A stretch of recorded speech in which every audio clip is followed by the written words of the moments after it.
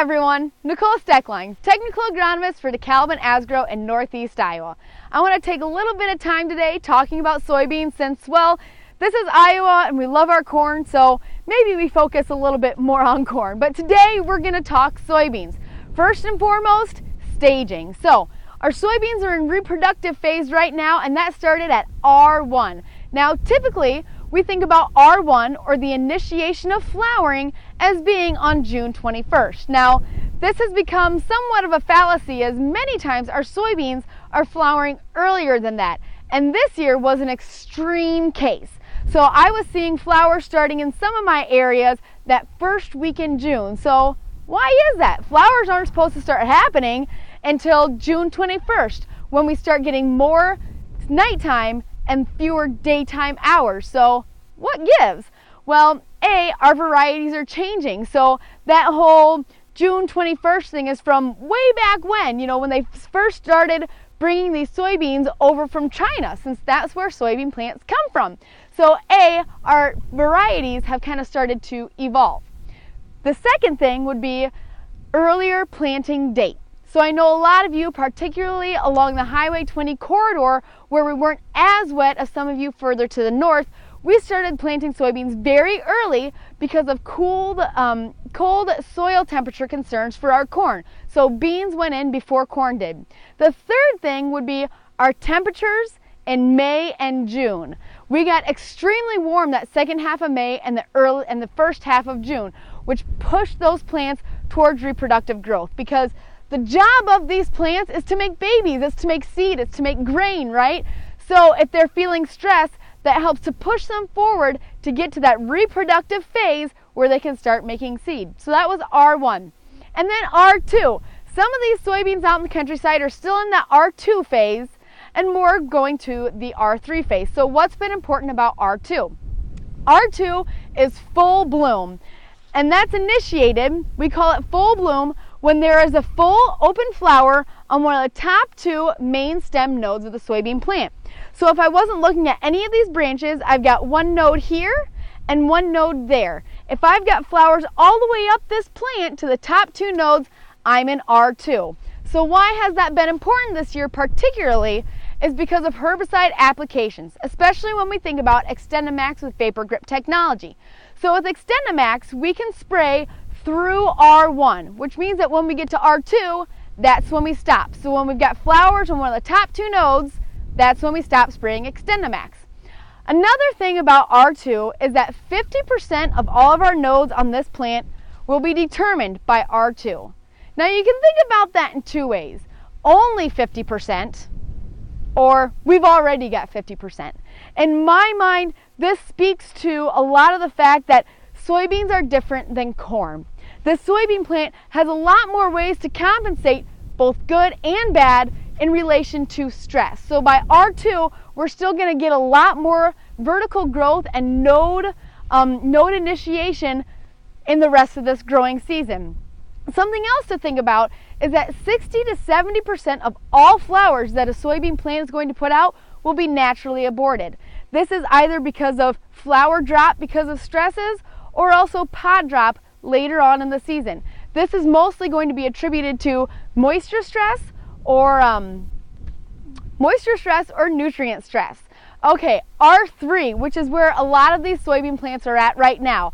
R3 is the time for fungicide applications. It's the most profitable time to put your fungicide on. So when we think about staging to R3, that's when we have a pod 3/16 of an inch in length at one of the top four nodes. So if we strip away some of these branches and we look at 1, 2, 3, 4, I've got a pod right here that's 3/16 of an inch in length on the top four nodes. So this soybean plant, this field is at R3. I would be making the recommendation that this is the timing for fungicide. So also talking about R3 is everything that's going on this plant at R3. We're seeing all different stages. We've got beans starting to develop and fill in the bottom of the plant. We have fully open flowers where we could still get more pods to put on this, as well as flowers in the middle that have already closed up and are starting to turn to pods. So we've got a lot of different things going on in this soybean plant, and there's a lot of ways for it to compensate for stress or other things that held it back between R1 and R3. This plant's ability to compensate for stress starts to decrease greatly after R4. So I want to talk about diseases a little bit. Obviously, northeast Iowa, southern Wisconsin, a lot of white mold concerns. Given the weather that we've got right now, I expect white mold to show up. And I've seen it just starting in a couple places where we've got high pressure and a susceptible variety. Next thing is SDS. It doesn't just take cool and wet soil temperatures for SDS to infect that plant early on. So a lot of the earlier planted soybeans, yes, it was wet and it was cool. You say, well, I planted my soybeans late, so I had warm soil temperatures. I shouldn't have SDS. If we have saturated soils through June, SDS can still infect these plants. So just because you planted into warm temperatures doesn't mean you're completely off the hook. As far as insects go, for the most part, there's been just a couple of hot spots with high pressures of Japanese beetles, but overall they haven't been that much of an issue.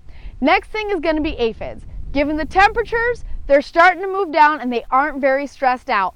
I have heard some reports in that northern tier of counties of aphids showing up, so before you make your fungicide application, make sure you're getting out there to help you with an insecticide decision as well. Another thing that I don't want you guys to neglect when you're going out into these fields is what's going on underneath the ground, specifically with nitrogen. An 80 bushel crop of soybeans requires 325 units of nitrogen, which isn't surprising since soybeans are a high protein crop which are built by amino acids, which are built in great part by nitrogen. So 2/3 of that 325 units of nitrogen is going to come from the nodules that have formed on the root surface. So these nodules are these nitrogen fixing little bacterial colonies, nitrogen fixing bacterial colonies on the surface of the root.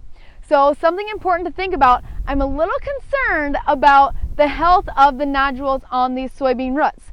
So while they are protected in a little colony and they're getting food and nutrients from the soybean root, they are an aerobic bacterial colony. Aerobic meaning that they need oxygen to survive. So if we've had saturated soils, I'm concerned that perhaps we've drowned some of these out and we aren't fixing as much nitrogen as what these plants need. Not only that, but if we've drowned out some of these colonies, those are dying, they aren't fixing nitrogen, but on the other side of it, it's pulling nitrogen from the air. So if we aren't getting air to these nodules, they aren't getting the nitrogen to give to the soybeans. So as we're going out there and checking soybean fields, make sure you're digging them up and checking the health of these nodules, which you do that by, you can take one right off of the root and open it up. We want to see pink on the inside. If we're seeing brown or green, like this one right here, then those nodules are not fixing nitrogen for the soybean plant. So that's all I've got for you guys today. As always, call, text, or email with questions.